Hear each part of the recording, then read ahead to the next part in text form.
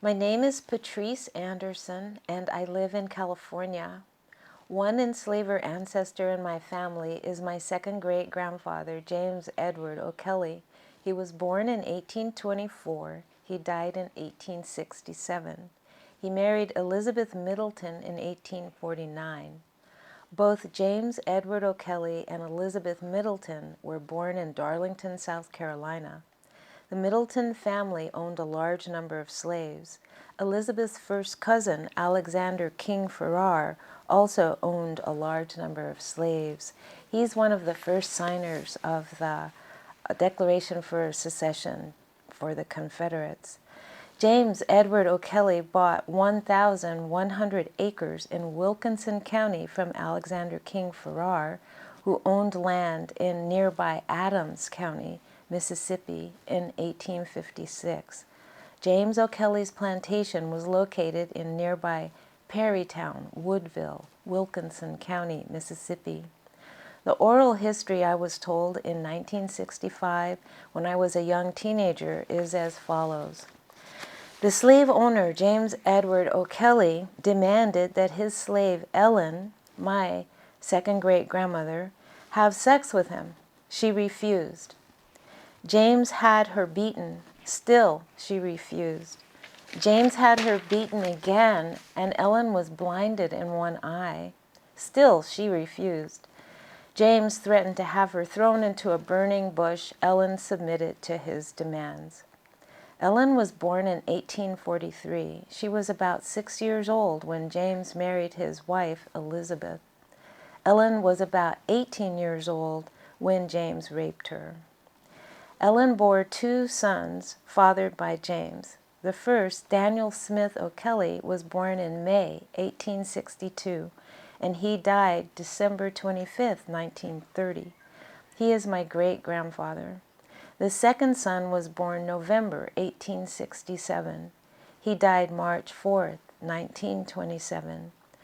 A third son was fathered when Ellen was impregnated by John Beatty O'Kelly, the brother of James Edward O'Kelly. The third son was named Charles Edward O'Kelly. He was born in 1871, and he died in 1943. The father of James Edward O'Kelly was John, middle initial O. Kelly was his last name, born in 1799. He fought against the Seminole Native people, particularly Chief Troubled Water in Florida. John Kelly married Leonora Barrett about 1820, and they had 11 children. John and Leonora had an acrimonious separation. Divorce was illegal in South Carolina. The Kelly family was split in allegiance to one or the other parent. Some of John's children never spoke to him again. He sold his property in Darlington and planned to go live in Florida, but a court injunction stopped him. He was ordered to stay in South Carolina and pay alimony to support Leonora. In the 1850s, 3 of John's sons, James Edward, John Beatty, and Thomas Manley, moved to the Natchez district in Mississippi.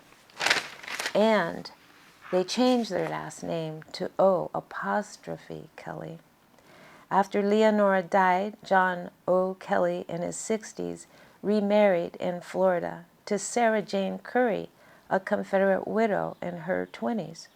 John had 7 more children with Sarah, and he became a pastor. Reflecting on the father of James Edward O'Kelly killing Native peoples and enslaving African descendants and marrying a woman 40 years his junior, being estranged from his children, this forefather was so abusive, and I can see how maybe that abusiveness made James Edward O'Kelly also abusive. I feel repulsed by who James was and what he did. I choose to be unlike him. I have genes of the slave owner and of the enslaved woman, and I strive to be compassionate and To do my best to make life more positive for all people, I aim to respect the humanity of all people and to love and care for my family.